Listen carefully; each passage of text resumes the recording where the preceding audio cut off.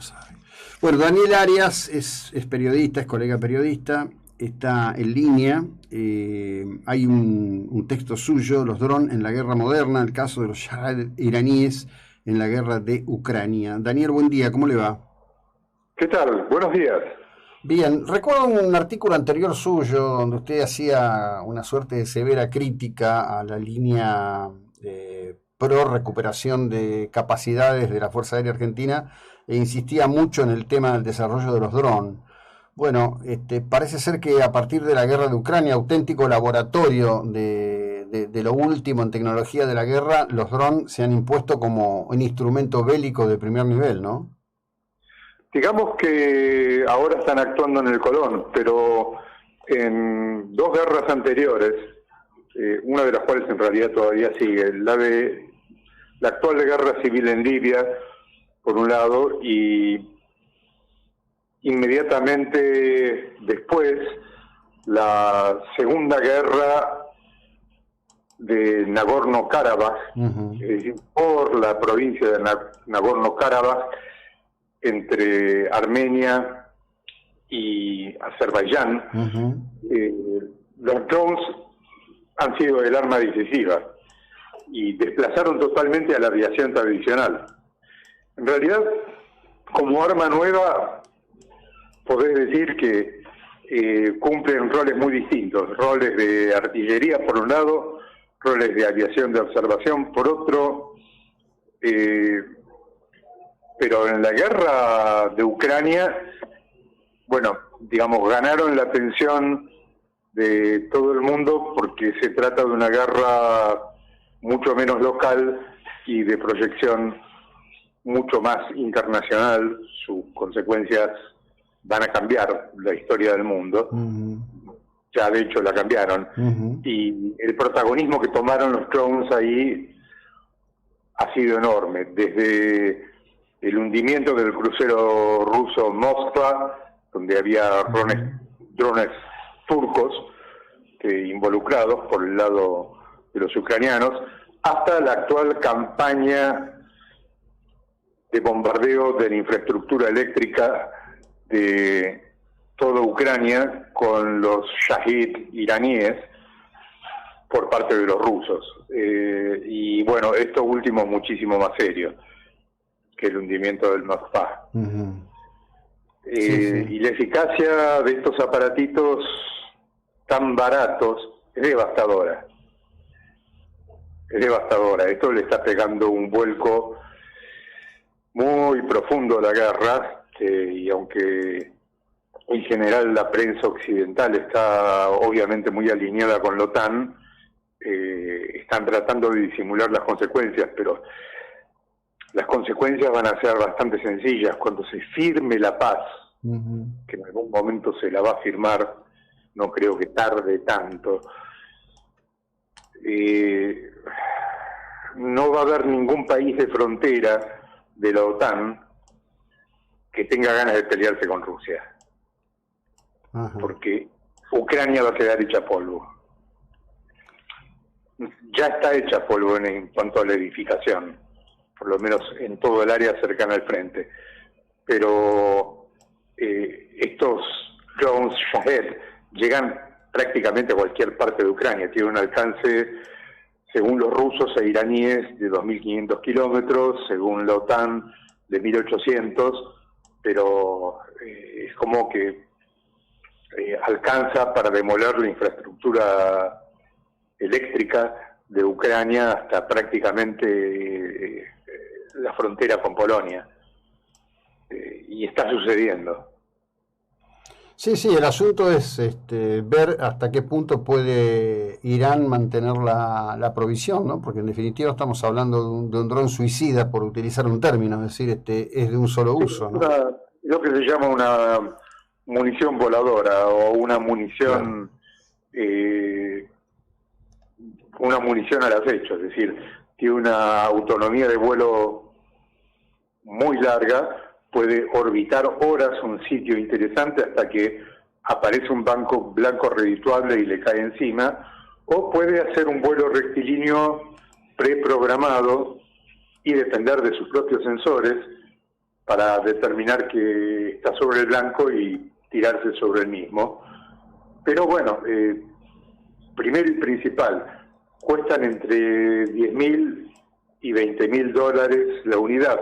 A nosotros nos parece mucho, pero están haciendo el mismo trabajo que antes hacían los misiles Caliber rusos, que son misiles de crucero. Cuestan $1 millón cada uno. Lo segundo, no hay cómo pararlos. Te atacan en bandada. Vos podés, lo que se llama en enjambre, vos podés bajar con toda fortuna uno o dos con armas antiaéreas de bajo calibre. No te van a servir las armas de alto calibre, porque les tienes que pegar a blancos muy chicos y que no son veloces, van a 185 kilómetros por hora, pero van pegados a tierra. Los escuchás cuando los estás por tener encima, te pasaron por encima a la velocidad de una avioneta, realmente, de una avioneta más o menos veloz.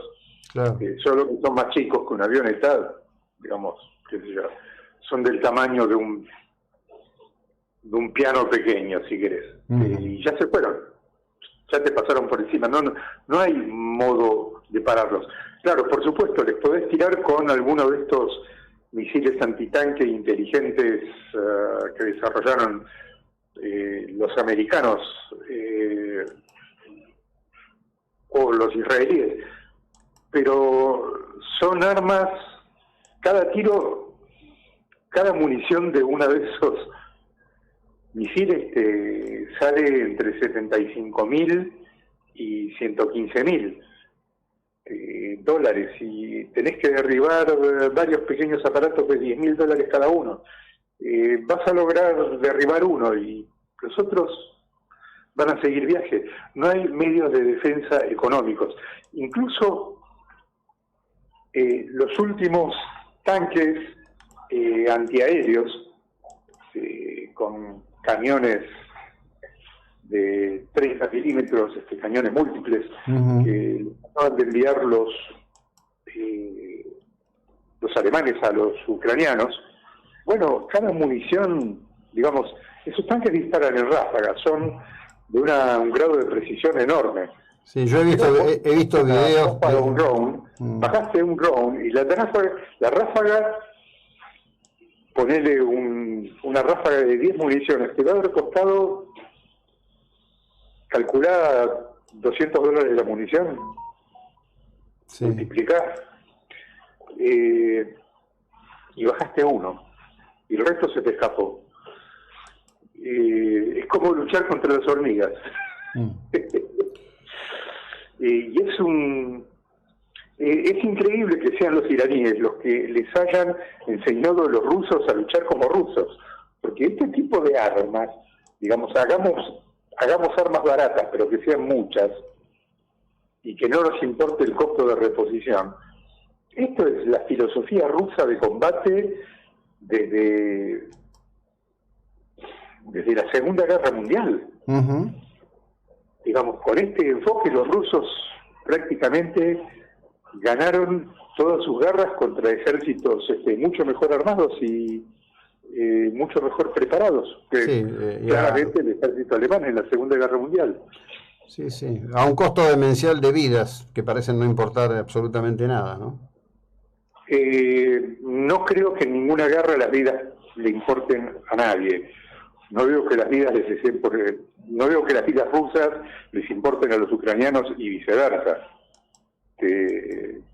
No, la verdad es que no conozco ejemplos de guerras caballerosas. ¿Vos te acordás de alguno? No, la guerra es un horror en sí misma. Yo no encuentro nada que se pueda ensalzar de absolutamente nada. Lo que digo es que también en la conducción de cada tropa, en la conducción y criterio de formación de cada equipo y modo de acción en combate hay diferencias enormes. En general los rusos han trabajado por volumen siempre. En este caso no. Porque empezaron peleando una guerra en una desventaja, creo que fue un error estratégico de ellos muy grande. No querían movilizar demasiada población rusa. Empezaron peleando la guerra en una desventaja de 3-1 contra los ucranianos. Fíjate que los manuales militares en general recomiendan que el atacante debe triplicar las fuerzas del defensor, pero la hicieron al revés. Y ahora siguen luchando la guerra con una desventaja numérica de 2-1.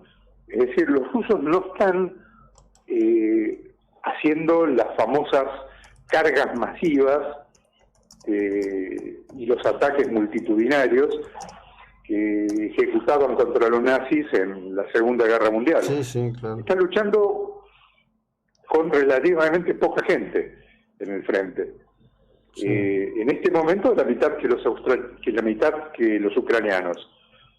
Con la movilización más grande que está llevando a cabo Rusia, reclutando pibes y entrenándolos apresuradamente, calculá que tal vez de aquí a 4 o 5 meses, tal vez a 6 meses, logren empardar la relación en el frente contra los ucranianos y lleguen a 1-1. Pero, digamos, las cosas son un poco al revés de cómo se venden acá. Los ucranianos están en el frente y con soldados bien entrenados y profesionales están todavía en una mayoría absoluta contra los rusos y los tuvieron siempre. Las diferencias se van limando, pero todavía no se terminaron de limar. Es decir, los rusos en realidad están tratando de proteger sus propias vidas. No tienen demasiadas ganas de ir a morir a Ucrania. Sí, bueno, entre la gran guerra patriótica de Stalin y esta de Putin hay una distancia enorme en la sociedad rusa. Hay dos países distintos. Claro. Digamos, la Unión Soviética de Stalin tenía 15 repúblicas más y el doble de población que la Rusia actual. Y además un producto bruto que era muy difícil de medir de Occidente, pero también inmenso. Porque los tipos tenían unas canteras de recursos humanos para sus industrias impresionantes. Cuando fue la invasión nazi, trasladaron todas sus industrias de guerra detrás de los Urales. Absolutamente inalcanzables, aún en el caso de que Alemania llegara a conquistar las llanuras al oeste de los Urales, es decir, conquistado incluso Moscú y ganado simbólicamente el premio gordo de la guerra, si querés. Los rusos tenían para seguir luchando lo que quisieran, por un lado con todos sus recursos industriales puestos del otro lado de los Urales, y por otro lado con una cantera de recursos humanos, sobre todo en Siberia, en toda la Rusia asiática, que, digamos, no vamos a usar la palabra infinita porque es muy estúpida, no existen recursos humanos infinitos, pero eran muy abundantes, sin duda. Sí, claro. En este momento los recursos humanos de los ucranianos todavía duplican los de los rusos, por lo menos en lo que se refiere a soldados movilizados y entrenados y bien armados. Todavía los duplican, pero están muy cerca de su techo. Esto es curioso. Está muy cerca de su techo, por un lado, porque el estado, digamos, patriótico en el que están los ucranianos es extremo, obviamente, como el de todo país invadido.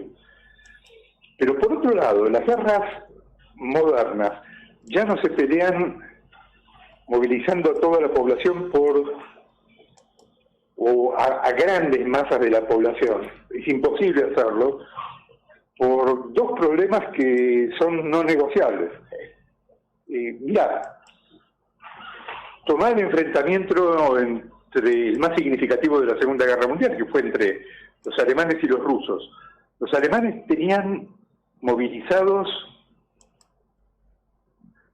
el 21% de sus recursos humanos, es decir, el 21% de la población alemana estaba bajo armas y el 20% de la población rusa. En este momento, los ucranianos tienen en armas el 3% de su población. ¿Pueden ir más arriba que ese 3%? Probablemente no. Primero, cantidad de hombres al principio de la guerra, de hombres en el militar al principio de la guerra, se rajaron hacia Occidente a través de Polonia. Ucrania tuvo que hacer una ley marcial muy severa para evitar que se le siguiera escapando población en estado militar o en estado premilitar por el lado occidental. Después, ya no sabemos cuánta gente está viviendo en Ucrania de esos 40 aproximadamente millones de habitantes que tenía el país el año pasado. Ya se cree que más o menos hacia agosto del año pasado se había ido al exterior entre una cuarta parte y una tercera parte de la población. Y la otra causa que limita mucho el número de personas que puede movilizar un país es la complejidad de su propia economía. Porque la podés dividir en dos problemas. Por un lado, la complejidad de entrenamiento que supone la guerra moderna, en donde tenés que manejar máquinas, computadoras y sistemas que son un poco más complicados que un simple fusil AK-47. Es decir, un soldado moderno tiene que poder hacer bastantes cosas que